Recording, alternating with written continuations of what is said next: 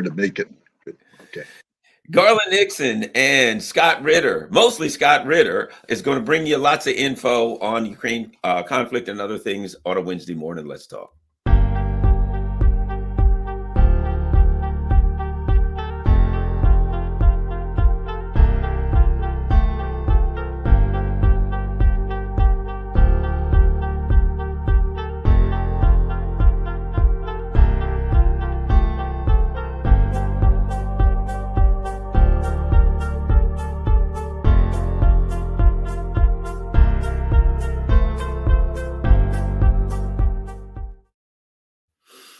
Good morning, Scott Ritter and Garland Nixon here. I know I'm looking away, but I'm trying to find an article. Garland and Scott here on a Wednesday morning, and there's plenty to talk about as usual. We're going to get started right off the bat. I got an article that a couple of things I'm going to put together, Scott, and let's start looking at this. Russia's Shoigu arrives in Iran for military talks, right? So the defense minister's there, and it says Russia's Minister of Defense, Sergei Shoigu, arrived in Tehran on Tuesday, leading a high-level delegation to engage in talks with Iran's military leadership. A lot going on here, and I tell you why I particularly brought that up first, because additionally, Scott, the leader of North Korea was in Russia a week or so ago, and I noticed the same name. He met with Defense Minister Shoigu. They went to a couple of things I'll throw in. The latest U.S. exercises in the Korean Peninsula area for the first time included the Space Force. One of the first places that the leader of North Korea went with President Putin was Roscosmos, their space center. He went somewhere to another place where he looked at the newest MiG-31s and Kinzhal dagger missiles. So they said they're going to increase military cooperation. Now, a week later, military cooperation, and I'm reading in some of the Russian outlets, they're saying, Russia's saying our military and our cooperation with Iran, our work with Iran is going to, increase. Interesting things going on here, Scott. Make some sense of this for me. What's it look like to you? Well, first of all, let's even take a step further back and understand that what we're seeing here is a direct consequence of bad policy decisions made by the United States. And especially policy decisions that hinged primarily on the use of economic sanctions as a tool of coercion.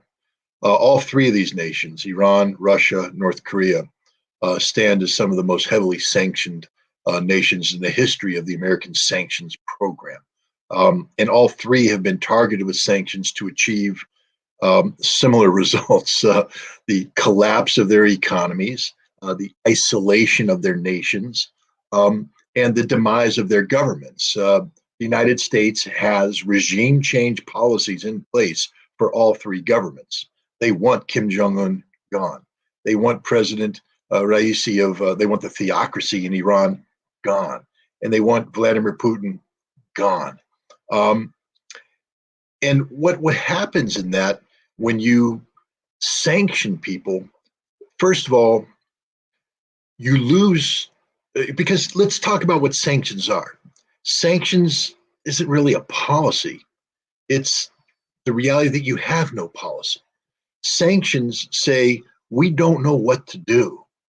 We don't have enough friends, allies. We can't put pressure on them. So we're just going to punt and put sanctions on to try and constrain and then let things happen of their own volition. Hopefully something happens inside the targeted nation that achieves the result we want. But otherwise, we don't have a plan. That's what sanction means. It means the United States doesn't have a plan.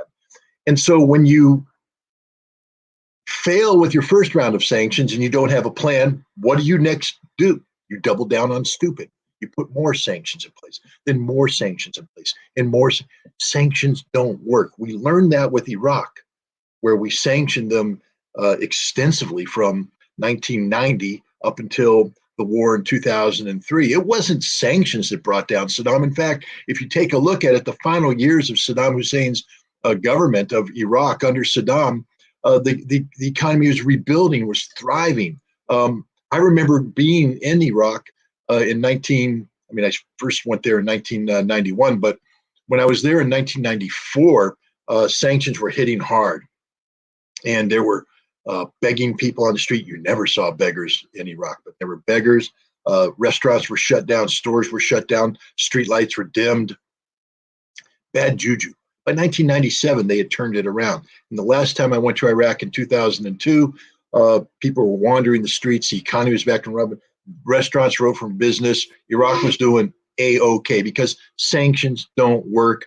People will always find ways around the sanctions.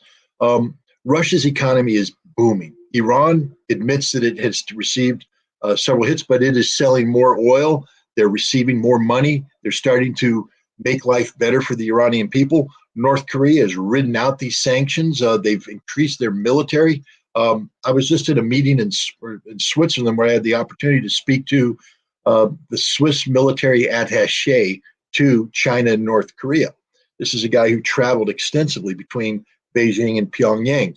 And I asked him about North Korea. I said, look, all I see with North Korea is what I see on, either on social media or on mainstream TV. And most of it's quite negative. They talk about North Korea being a depressed nation. The people are out of touch with reality. He said, are you kidding me? North Korea is doing okay. It's not perfect. There is food problems because, because of sanctions. On occasion, if they have a bad crop year, too much rain, not enough rain, there's hunger. But you said, I've never met a happier people. I've never met people that are more well-adjusted in life, and they know everything that's going on in the world. They know more about the world than the world knows about them. And their military is just advanced as the day is long. And this is the reality of sanctions. But the other thing that happens is you allow people that might not otherwise be on the same page to make common cause with one another. Russia, some of the sanctions that are imposed on North Korea were voted in favor on by Russia because Russia had a nuclear non-proliferation policy, which said we don't support what North Korea is doing with their nuclear program. The Russians also supported sanctioning of Iran, likewise in support of a nuclear non-proliferation policy that said Iran needs to cooperate, better with the International Atomic Energy Agency. So it's not as though Russia, was against sanctioning these nations. They bought into certain sanctions. But now what's happened is Russia, Iran, and North Korea are saying, the hell with sanctions. We don't care. You've hit us with everything you've got. It's like that moment in a fight where, you've been banging, hitting the guy with everything you got, and you realize I ain't got nothing left to hit him with. And he realizes I've taken everything you've given me, and I'm still standing, and I'm still strong. That's Iran, that's Russia, that's North Korea. They've taken everything the United States can throw at them. And they're still standing. It's not just that they're not standing alone. There's the Shanghai Cooperation Organization. Russia is a member of that. That provides a core element there because the Shanghai Cooperation Organization, the members can't sanction one another. It's sort of like a free trade environment. So by Russia being a member of the SCO, it can trade with other nations without fear of consequences. Iran has joined the SCO. So that's one thing. BRICS is another. Russia and Iran are part of BRICS. And this, again, is a thriving economic relationship. So it's not just that they're saying the hell with sanctions. They're saying the hell with sanctions. We're going to live life large with our new economic friends. And what Russia just did is open the door for North Korea. While they may not be joining the Shanghai Cooperation Organization or BRICS, they've opened the door with Russia. They've opened the door with China. Both of them have said, we're done with the sanctions game. And so they're going to benefit directly from that because now North Korea is going to be able to do trade with all of Russia's trading partners indirectly through Russia. And the benefit is going to be great. So first of all, the economic aspect of this is huge. But now let's go back to your article, Shoigu. Because part of this trade relationship is that nations that trade together have mutual security concerns, generally speaking. They want to maintain good trade relationships, which means they want to engender mutual stability, which means that things that seek to destabilize them become common problems. North Korea has a big problem with South Korea, the United States, and Japan, who are trying to engage in a regime change operation against them. Russia has basically said, nope, North Korea, come with us. Not only that, what can we do to enhance your security? Now, a lot of people were looking at it as saying, this is Russia going to be crawling to North Korea to buy all the ammunition in the world. Both North Korea and Russia have said that's just not the case. And there's no evidence that, suddenly North Korea is opening it. First of all, North Korean ammunition, while it may be of the same caliber as the Russian weapons, is not necessarily the right fit.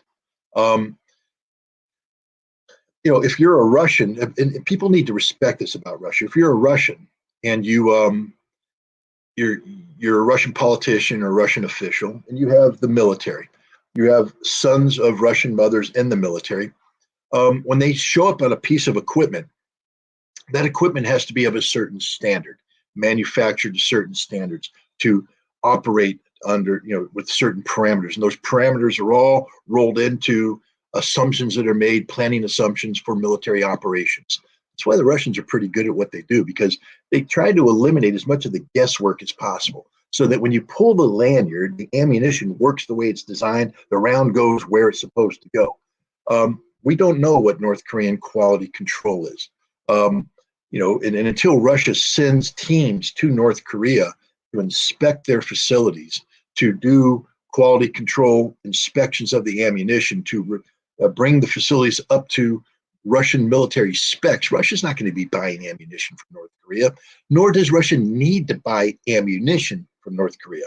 Russia has its own ammunition manufacturing capabilities, which are producing ammunition in prodigious amounts and meeting all of the needs. You don't hear about shell shortage on the part of the Russians. They have ammunition. The other thing is, you don't want to give any nation the ability to put their foot on and off the gas pedal in terms of Russian military needs. So let's say Russia's getting ready to go on a big offensive. And right in the middle of that, they go to North Korea and say, we need 10 million rounds, bang them out today. And North Korea is going to get ready to bang them out. And the United States calls up and says, hey, we're willing to unfreeze, $10 billion in frozen resources, but you can't send that ammunition. Not saying the North Koreans would, but the Russians don't know. How would North Korea respond to that? Would North Korea take its foot off the gas? Now Russia's military requirements are being impacted by another nation. No nation yields that kind of power or ability to influence to another nation, even one that's as close as maybe North Korea and Russia are becoming. But North Korea does produce certain weapon systems. There's a multiple launch rocket system, I think it's called the KN-09, that a lot of media reports say that Russia is going to buy that as a system, not as an ammunition, but as a system. And maybe they will. Maybe Russia has taken a look at the KN-09 and said that it fills a need.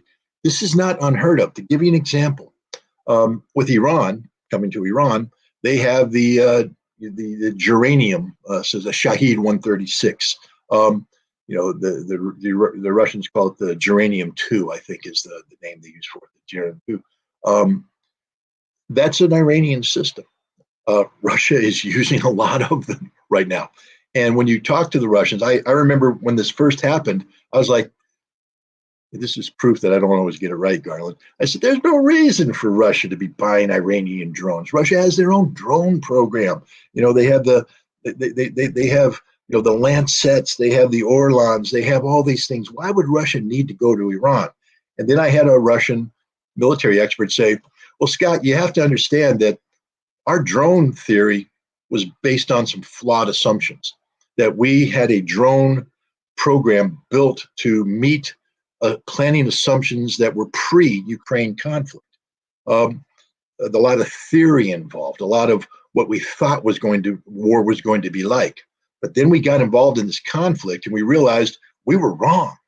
We were wrong across the board, that our drones Our drone theory, our drone program did not meet operational realities, and we had giant gaps in our needs. And the Iranians produced a drone that filled one of these gaps, a major gap. And yeah, so we went out there and we acquired it. Now, how they acquired it, did they buy them directly from Iran? Or did they buy kits that were assembled in Russian factories? Did they bring in the blueprints in Russian factories? Right now, the Russians are building these drones. They deny that they bought any intact from Iran. What we've seen, though, when you look at some of the fragments, is there's some Farsi written on some of the parts. So at a minimum, I think the Iranians provided some kits that the Russians reverse engineered and then are building their own. But the bottom line is there's that relationship there between Russia and Iran, a military relationship. I think Russia's going to have a similar military relationship with North Korea. What's North Korea getting out of this? Well, first of all, they're going to be selling things, receiving money. Second of all, they're getting access to Russia. You mentioned Shoigu took them to Roscosmos. Why? Because I believe Russia is going to help them with their space launch program. North Korea desperately wants to get satellites in the air to monitor the United States, Japan, North Korea, real-time intelligence monitoring. It's one of the things that the South Koreans and Japanese Americans are very afraid of. North Korea hasn't had too much luck in this. I think their luck is about to improve because now they have Russia. North Korea would also like to modernize its Air Force. Its most modern fighter are some MiG-29s that literally won't stand too much of a chance against the modern South Korean and American jet fighters that they would face in a conflict. Russia has the opportunity to sell them and train them on advanced Russian fighters that would do better, to bring in advanced Russian air defense systems, basically to make North Korea an impregnable fortress that the United States and South Korea would never be able to defeat with conventional weapons. And since North Korea has nuclear weapons, that would be suicide to go to war. With Iran, it's the same thing. We see improved relationship. No one's talking about it. I always love the Western people. Well, the Iranians and the Russians aren't telling us what's going on. No kidding. Nor are they going to, because it's none of your business. They don't like you. There's no reason for Russia to be calling up the Economist or Forbes or the Atlantic and saying, well, this is what's really going on with our relationship with Iran. Keep them guessing. But the point is, it's getting better. Russia and Iran are strategic partners right now. At the St. Petersburg International Economic Forum, Russia and Iran signed an agreement that basically will see a rail line and a road stretching out of Russia down through the Caucasus into Iran, down to the port of Chabahar, to create this axis that would be very beneficial to both Russia. It gives them access to a warm water port in the Persian Gulf, something that the Soviet Union always wanted. And it also allows Iran to tap into the economic potential of Russia as a trading partner. If you're going to do that, that means now that the sea lines of communication in the Persian Gulf become a Russian strategic issue. Because now if you're going to have this economic corridor developed, and you now start having your economic lifeline go through the Persian Gulf, you need to secure it. Russia's not going to put ships in the Persian Gulf. There's not going to be a Russian Persian Gulf fleet, the equivalent of the Fifth Fleet. But what Russia may do is sell naval capability to Iran, to sell them ships, to sell them missiles. I mean, I'm not saying they're going to sell them the Zircon, but who knows? And I'm not saying that Russia's going to sell North Korea the Kinzhal, but who knows? The point is, they're talking now. They're working together. They're they're economic allies, and they're becoming military allies. They may lack the formal treaty arrangement that NATO has, but let there be no doubt. Russia is linked to Iran. Russia is linked to North Korea. This linkage is very strong, and it's not going away anytime soon. It's something else I wanted to ask you about. Interesting. General Milley or Miley or whatever the hell his name is about to throw in the towel. And here we go. U.S. should avoid open armed conflict with China by all means, says General Milley. Recently, you're probably familiar with this. Tony Blinken gave a troubling speech at Johns Hopkins, and where he basically, I'll sum it up. We're going to be in conflict with Russia and China for all eternity. You know what I mean? Russia and China are evil. We're good. Therefore, we must confront them, forever, blah, blah, blah. And you got Milley saying, look, man, when he says, by all means, that means, to me, that sounds like, guys, I'm military. You guys over there at State Department don't understand what you're getting yourself into. You do not want to go. You do not want to do this. Your thoughts on Milley's comment? Well, first of all, Milley's comments reflect that of retired Lieutenant General Clinton Hinote. He was the Deputy Chief of Staff of the United States Air Force, responsible for strategic wargaming in the Joint Chiefs of Staff. He's the man that since, I think, 2019 was responsible for running all of the war games about China. And he recently, this spring, went to the White House and said, you really need to be careful about letting your mouth get ahead of capability, because you're saying things that are being interpreted by China as being aggressive, and it could lead us into a conflict with China. And I'm here to tell you, we can't win. There's not a single scenario that we've gamed over the last 4 years that has the United States winning. We lose every single time, and we usually lose very badly. So you need to change policy. And one of the end results, and this is where Tony Blinken might be a little bitter, one of the end results of this is that Blinken was sent on his mea culpa trip, if you remember, in July, where he went to China and had to go and nod and shake hands to up the lane, the chain of command, till he got a 30-minute meeting with Xi Jinping at the end. But he was met at the airplane by the I'm making this up, but the third assistant secretary of the janitor to the driver of somebody, meaning that normally the Secretary of State could be met by the foreign minister, but he was met by somebody way down the chain. He had to work his way up the chain. Why? Because the Chinese were basically making him pay a price for the arrogance and for the past rhetoric. But this was a policy reset. But I think even after the reset, what the United States is realizing is that China is dominant economically. There's not much we can do to stop it. I mean, take a look at President Biden just met in on the wings of the United Nations Security Council or General Assembly meeting, the what's called the C5+1, the 5 Central Asian republics and the United States.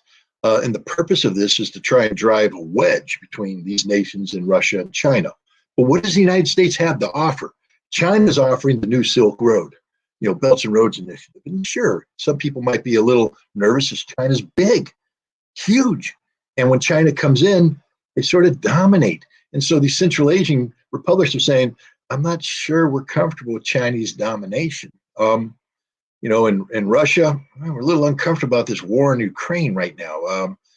America, what do you got to offer? Well, let's see. We can we'll give you this Caspian Sea initiative. Who pays for it? Well, we'd love to help you out, but gosh, our hands are tied, you see. We have a 1974 amendment called the Jackson-Vanik Amendment that doesn't allow us to do business with you.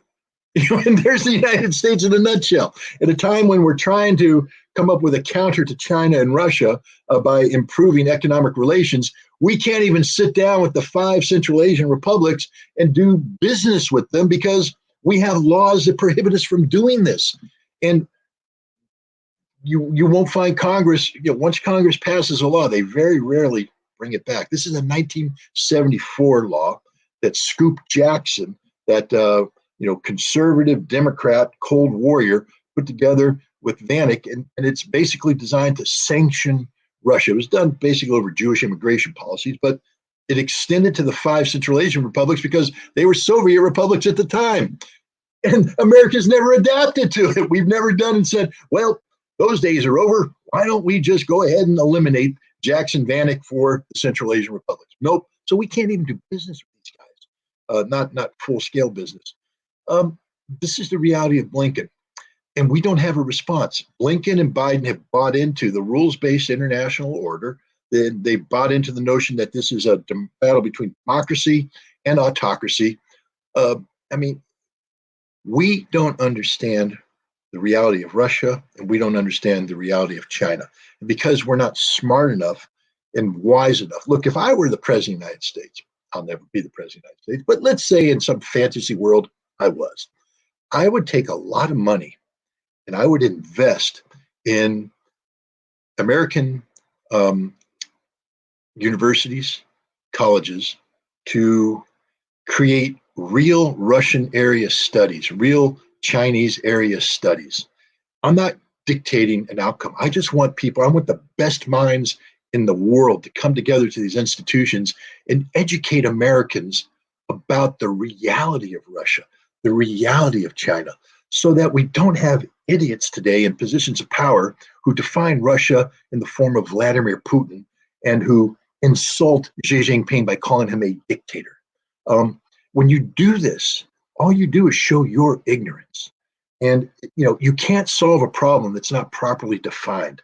I would love to have a generation of Americans that know how to define the problems that we have with China and Russia based upon real factors, based upon a genuine understanding of how these two nations work. We don't have any clue. I look at mainstream media, they bring on this dude, Chang, and he talks about China all the time. He's an idiot. He's literally an idiot who lies through his teeth. Either that or he's been hit in the head as a kid and he never developed functionally. But he knows what he's saying. I was at a meeting on Monday, not allowed to say what the meeting was, but I was flanked by Danielle Pletka of the American Enterprise Institute and Michael Rubin APAC fame. I have to tell you, one of the great things about this meeting was the discomfort that both of them had sitting next to me. I was never more happy or proud of being who I am when I watched Danielle Pletka and Rubin. Remember, back in the day when I first resigned, they loved me. I was a friend with Danielle. I was a friend with Michael. They invited me to all the right parties, all the right programs, everything they wanted to be. And then when I spoke out honestly about Iraq, I became inconvenient. And since then, I've become more inconvenient. Right now, they're both on the "we hate Russia, we love Ukraine" bandwagon. And they had me sitting between them. They were just so uncomfortable. But these people have long since lost the ability to think rationally. They are so enamored with their politicized rhetoric, with the stance that they've taken, that has become their reality. That perception or misperception of Russia and China have become their reality, and they can't function outside of it. It's stunning. But we don't know how. Blinken doesn't know how to solve these problems. So, what is the American default? When you remember, we started off talking about sanctions. What is Blinken saying about perpetual conflict? One, we don't have a policy. What he's saying is we don't have a policy. We don't know what to do. So we go into default mode, perpetual conflict. And because sanctions no longer work with Russia, finished. They're done. It will never, it's finished. And China, we can sanction China because China owns us. It's military in nature. But now General Milley's coming in and reminding him of the reality that Clinton Hainout told him. We can't beat China. Can't. Don't even think about it. It won't even be close. It'll be a one-way street. It'll be all China all day. So stop doing this. Now, here's the good news. Tony Blinken is an idiot, and he will not be in government once the Biden administration is removed. He will slink off to some think tank, and he'll sit there and he'll fester and he'll write books that nobody's going to read and nobody's going to pay attention to him. Remember in the 1950s, in the aftermath of communist China taking over of the mainland, there was this huge backlash. Called it McCarthyism, but it was the Red Scare, and we blamed everybody. Who's responsible for losing China? Fingers were pointing, and we had a whole bunch of people in Congress and in the White House who were just, we will never be friends with China. Perpetual conflict with China. Red in the face. Well, wow. 1972, Richard Nixon flew to China. The door was opened up by Henry Kissinger, of all people, and relationships change. The reason why I bring this up is Tony Blinken is not God. Joe Biden is not God. Jake Sullivan is not God. None of them are God. Victoria Nuland is not goddess. These are fundamentally flawed people who have bought into a fundamentally flawed policy, and the policy is failing. And when they are removed from political power, they will become irrelevant, hopefully replaced by people who recognize the failures of that policy and seek to re-engage with China and Russia in a responsible fashion. I'm not saying we're going to become friends overnight, but what I am saying is I do believe the future, if we can survive this administration, the future will be one we are trying to reach a peaceful accommodation with Russia and China that can lead towards, a mutually beneficial understanding, relationship, a de-emphasis of the military. And General Milley, who I have no use for speaking, but if this report is true, he's doing a great service, because what he's doing is twofold. One, he's putting a marker down with the Biden administration. Don't do it. And it's gone public, so the public now knows about it. And two, he's also setting a precedent for his replacement, because the next general is going to come in and he's going to be sort of bound to this assessment. And in order for him to deviate from this assessment in any meaningful fashion, he will have to answer questions that he probably won't have the answers to. And so his assessment will probably mirror that of General Milley. And it's a very good day when the military is encouraging our politicians not to go to war. One of the things I wanted to touch on real quick is, and let's look at this. When I thought, just to revisit North Korea very briefly, if you look at this now, if you look at the location of North Korea, strategically speaking, here's Vladivostok, here's Russia right here. Here's the 100-kilometer, 90-some kilometer border with North Korea. But if you think about, let's say the U.S. was to get froggy and decide, okay, we're going to go at it with China. I think, number one, all three of them realize, Russia and North Korea both realize, if China falls, we're next. China and North Korea both realize, if Russia falls, we're next. So in the event that that happened, let's hope and pray it doesn't, because none of us would survive. But in the event that that happened, which if you are a military planner such as Shoigu, et cetera, you have to have contingency plans for all of that stuff. The U.S. has all these bases in Japan, bases here facing Taiwan. They're building up North Korea. A strategically significant military spot where you would want to have Kinzhal missiles with a 1,700-kilometer range, which means you could hit everything in here, would be here. And now certainly you could have them in Vladivostok, but then you could go in this direction. So the other part of it is, from the perspective of military planning, you have to do that. You got to hope and pray it doesn't happen. But Russia and China, who've been working together, have to do that. You have to look at that and say, if we get in this Tony Blinken crazy world where they're confronting us both and it turns military, then North Korea, number one, we all have to stick together or we're all gone. But number two, North Korea becomes a very, very critical part of any Pacific Rim, Pacific Edge defense. So it would make sense to really put your long distance attack abilities in North Korea. Anyway, your thoughts on that, Scott? No, I understand.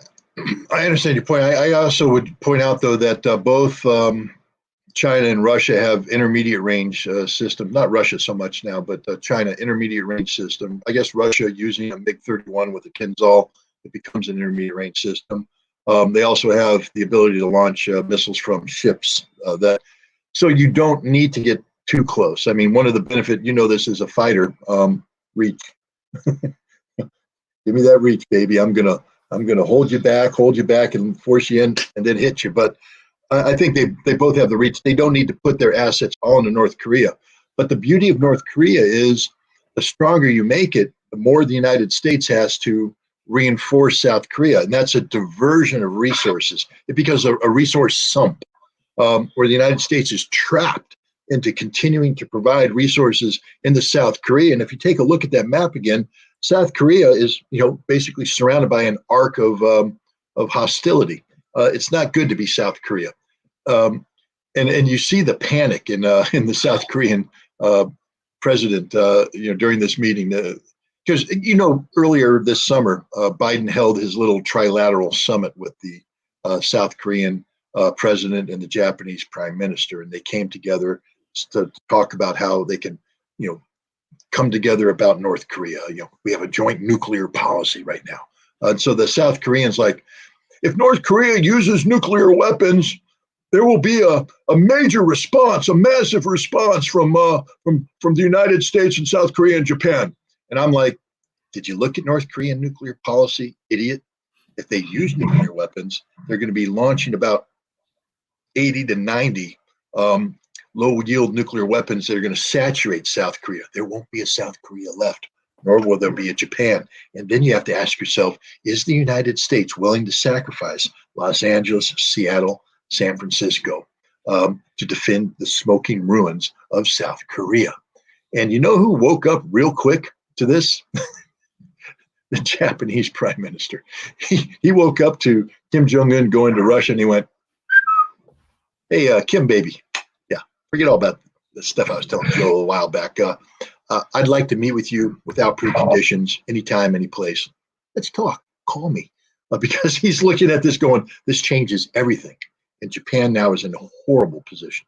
So I think what we're looking at from a military standpoint is the United States is going to be compelled to, let's look at it from South Korea defines everything. It's involved in everything because it is such a resource sump.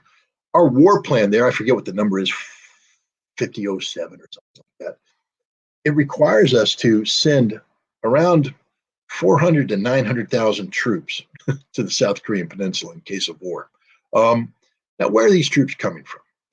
So they've been earmarked. So we have a whole bunch of brigades throughout the United States that have been earmarked so that if the balloon goes up, these guys get on ships, they get on planes, and they start flowing to South Korea, the tip fiddle they call it, which is, basically it's a logistics plan, but you flow the troops, you flow the equipment. It takes a long time, it takes months. It doesn't happen overnight. There.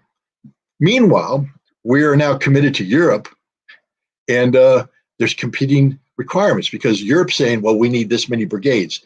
And some of the United States is going, you can't have that brigade because that's earmarked for South Korea. We can't give you that brigade. See, there used to be a time when the United States could fight 2.5 wars.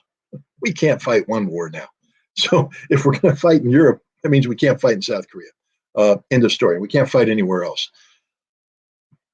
But by strengthening North Korea, what Russia has done and China has done is locked America into the defense of South Korea.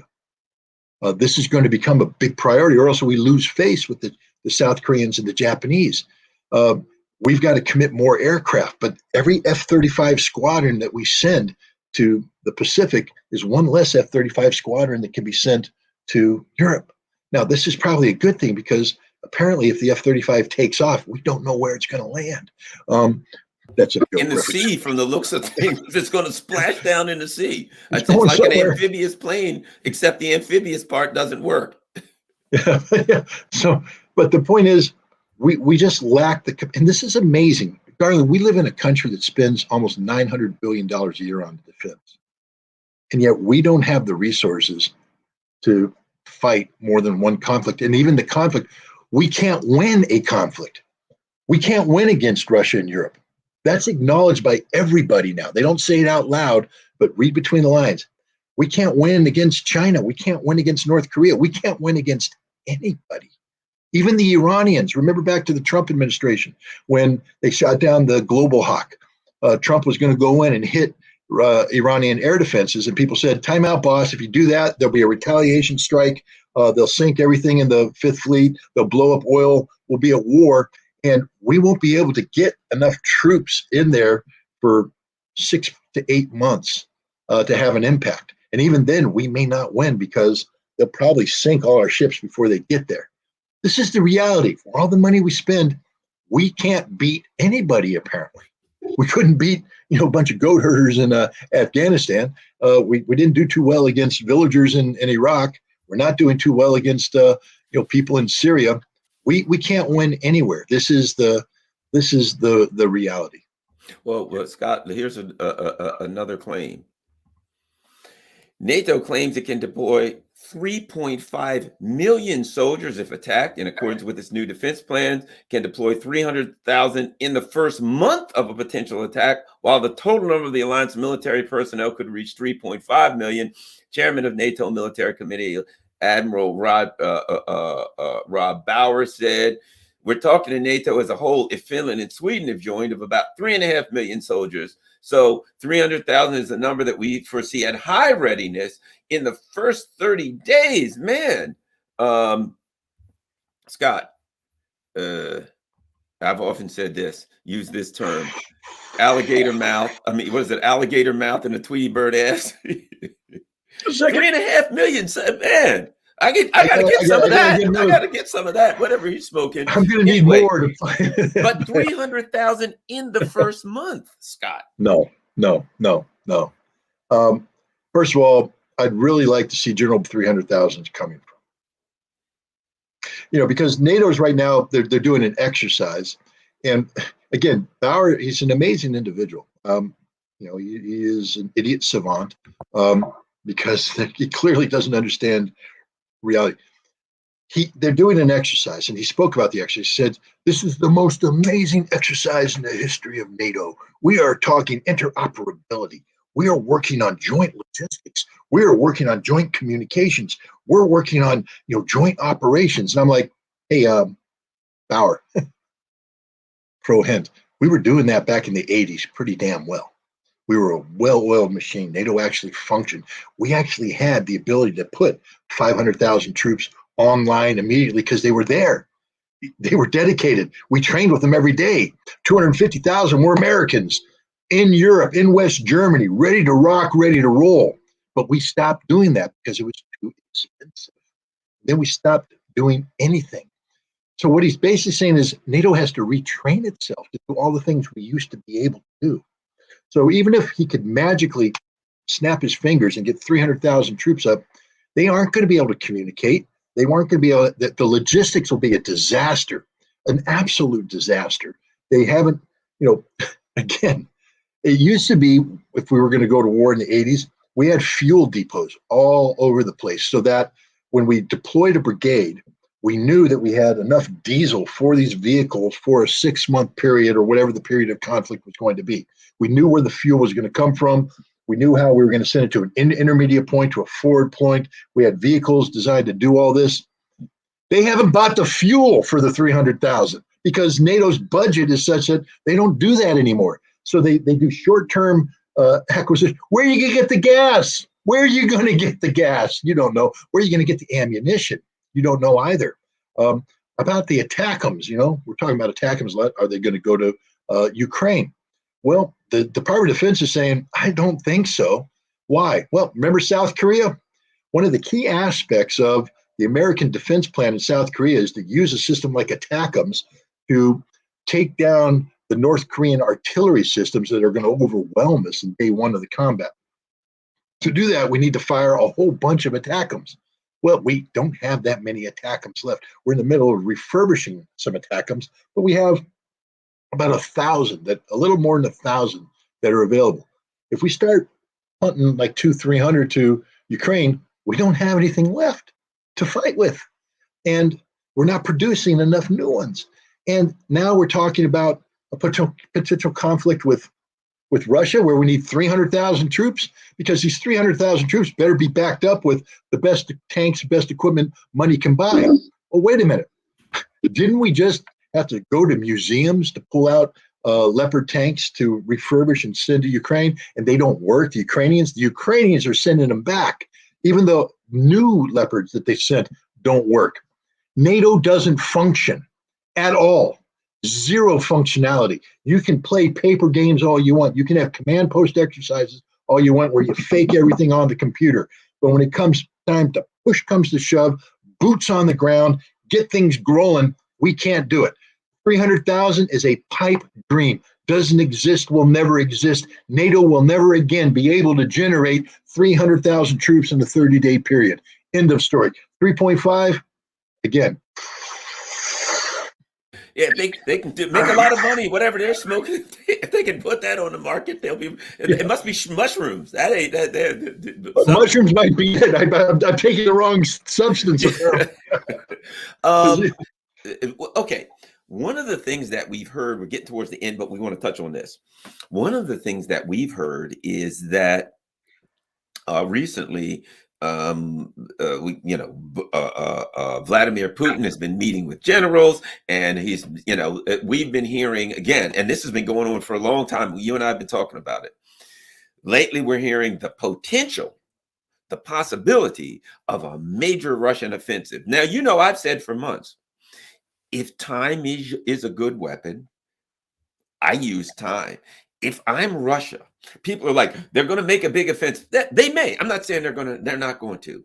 But if I'm them, everything is going right for them by kind of chilling out and allowing your enemy, as the Iranians say, thank God for making my enemies fools, right? As they sit, Blinken is doing stupid stuff. He's running off his mouth. They're pissing off everybody in the world. The BRICS is growing. We just had the G77 plus meeting in Cuba. Half the world was there saying, screw this. We're tired of the U.S. screwing over us. I'm not going to say that the Russians aren't going to do a big offensive. They may. They don't have to. And it's getting closer to winter. And from what I hear, Germany's saying, well, we don't have the money to subsidize fuel for our population like we did last year. We don't know what's going to happen. What's happening on the battlefield? Do you think there's a big offensive coming? Well, like you, I've committed to what I believe is a sound assessment that says that Russia will destroy Ukraine's combat effectiveness by the end of summer. It's like tomorrow, and and early fall, which will promote that out to the end of October. I think that's happening as we speak. I mean, Vladimir Putin alluded to the fact that Ukraine just in the past 3 months has suffered 71,000 casualties. Now, that doesn't mean dead, but it means irretrievable casualties. Casualties are gone. And when the number of troops trained by NATO in support of this counteroffensive was 60 to 90,000, somewhere in between there. If you've lost 71,000, you've pretty much lost it all. There's not anything left that's viable. It means that in order to continue this, Ukraine has to be drawing upon reserves that come from other resources. And unless there's some massive mobilization taking place beyond pounding people on the head, sending them to a facility, pistol whipping them until they sign papers. Tell me how motivated that guy is going to be to die for his country. Ukraine's exhausted itself.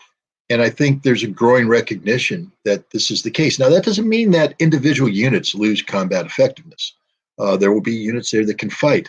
But the problem is, if you're holding ground or doing what you're doing in front of you, but the unit on your left and your right aren't, and then the Russians identify that and are able to push through and penetrate.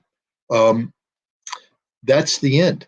That's how this ends. And I believe that Russia is getting to that point. I believe Russia has ground down Ukrainian capabilities such that they will be in a position to push and create gaps and advance and through fire and maneuver put Ukrainian units that have retained combat capacity in an untenable situation where they will either be compelled to fight and die where they stand or withdraw to a more defensible position. And military logic says that they'll probably withdraw.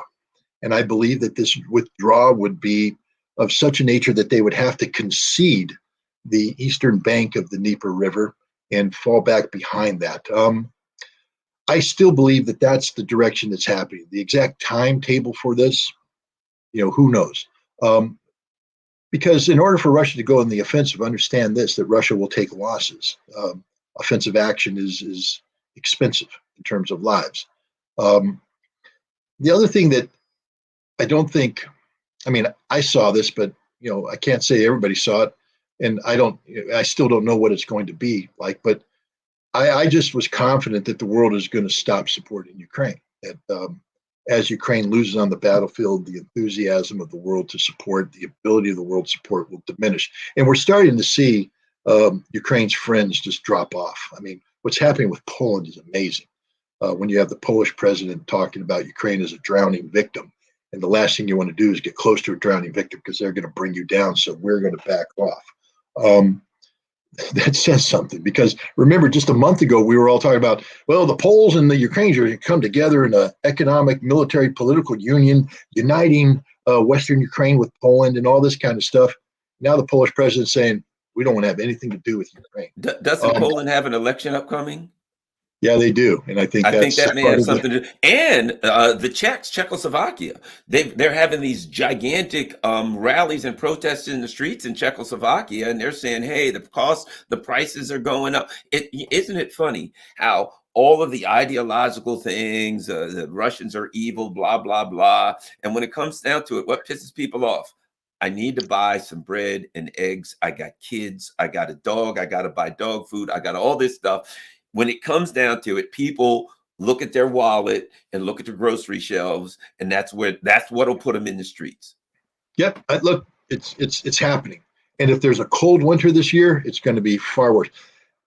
80,000 Germans marched in Magdeburg the other day in an anti-Ukraine war rally.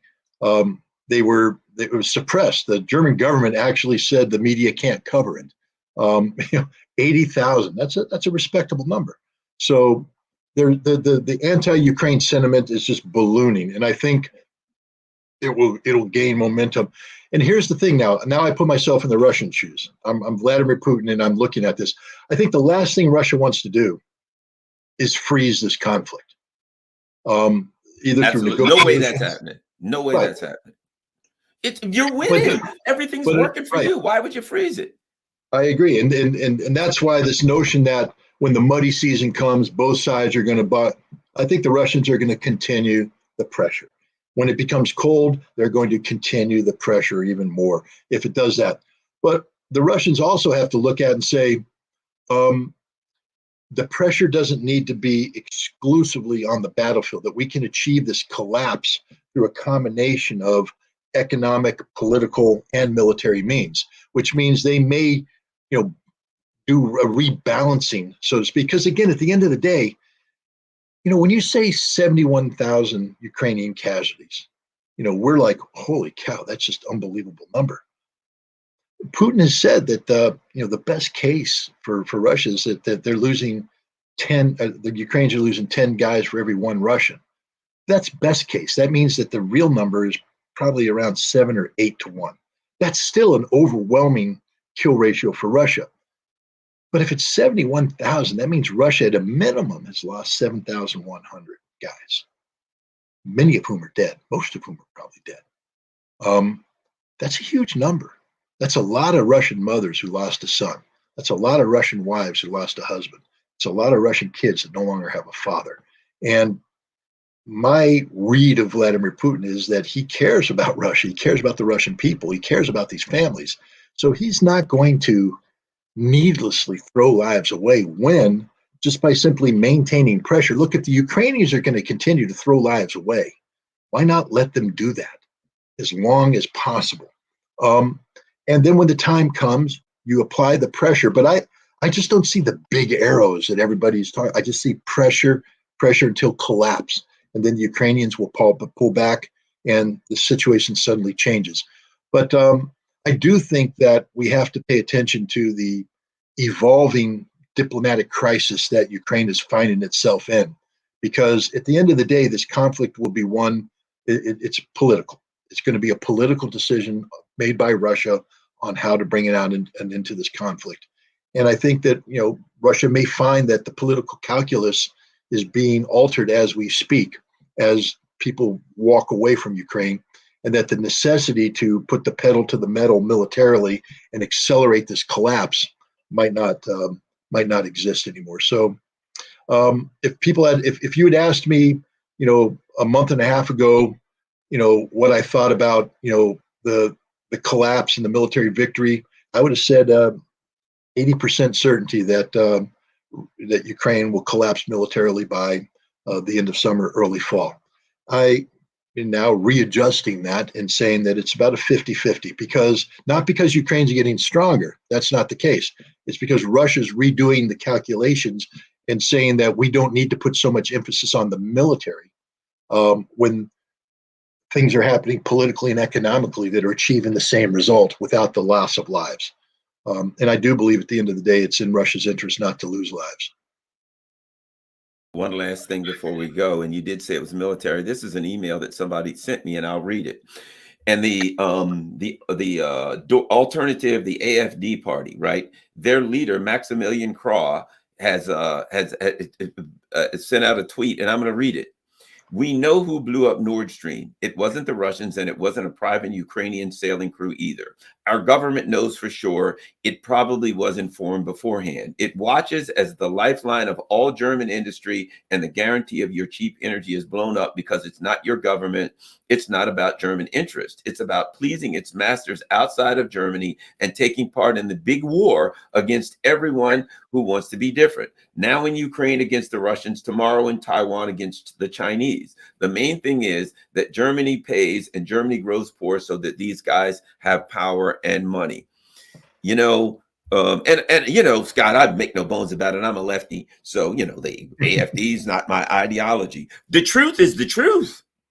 And you know what? When people in Germany are cold and hungry and out of work and they read that, that's the person they're going to support. That's the politics that are going to take over in Europe, because people who look at that are going to say, I listen to Annalena Baerbock say we got to do a 360-degree turn. I've listened to these idiots in the Green Party and the CDU. And this person, again, as I said, ideologically, I'm not aligned with them, but here's the truth.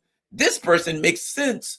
That is what's going to eventually take out, pull Europe away, that sentiment, which is a realistic sentiment. Just a couple minutes, last quick comment from you, Scott. No, I agree. And because the European left, the progressives in Europe and the center party, which has shifted to the left, have failed so egregiously across the board, we're probably looking at a right-wing resurgence throughout Europe. And that's not, even though you and I both agree with the statement that the AFD is making, and I'm not accusing the AFD of any malfeasance.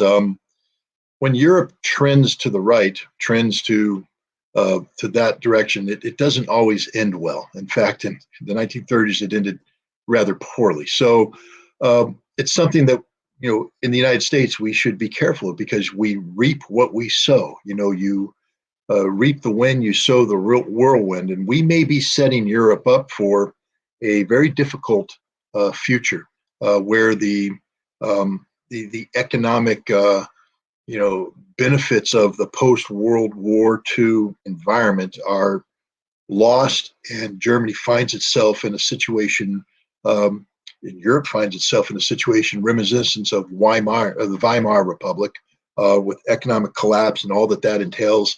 And the end result may not be what anybody wants or foresees. And I just have one last comment. I made a mistake, Garland. I have to admit it. I turned on the comment section just because I was a little narcissistic this morning, and I wanted to see what people were saying. Normally, I turn it off, but I just have to laugh at one guy who said that I have a toupee on.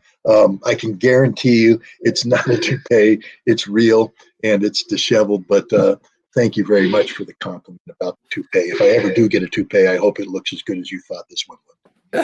Yeah, well, we're the same age, Scott. So you got things are starting to lighten up a little bit on the top here, as far as I'm concerned. There Not yet, but I'm sure I'll get snow on the roof as there was at one time, but there's a little bit of something there. But yeah, I guess that is kind of a good. It feels good when you got enough hair that somebody accused you of having a toupee. All right, well, that's Scott Ritter. Everybody, don't forget, go to Scott Ritter Extra, scottritterextra.com, and additionally, tomorrow night, Thursday night, at 8 p.m., I believe it is, I'm going to have, guess what? Scott Ritter and Andre Martyanov again, and we're going to talk about the end of the offensive. We're going to talk about all kinds of stuff going on. It's going to be a lot of fun. I have a lot of fun talking with these two guys. So everybody, spread it around. Don't forget, make sure that you share this. Since I'm not on Twitter right now, make sure that you know, Scott and I are, we've got this weird love-hate relationship. We're on Twitter, we're off Twitter, we're on, we're off, whatever the case may be. Right now I'm off. So all right, thanks a lot. ScottRitterExtra.com. And you know, Scott does a lot of good work, and we all got to eat. So when you go to ScottRitterExtra.com, please make sure that you there's ways on there that they can contribute and support, right, Scott? Correct. Yeah, go in there, contribute, support, and make sure you help Scott so that he can, you know, he and his family can make it, and they can he can comfortably sit there and write the articles he writes and does all the video and all the good stuff that he does. ScottRitterExtra.com. Thanks a lot, you all. Don't forget, share this on Twitter. Share to you know, push back against the establishment that doesn't want Scott and I to be on Twitter. Make sure you share it everywhere on Twitter and all your other social media platforms. Thanks a lot, guys and girls.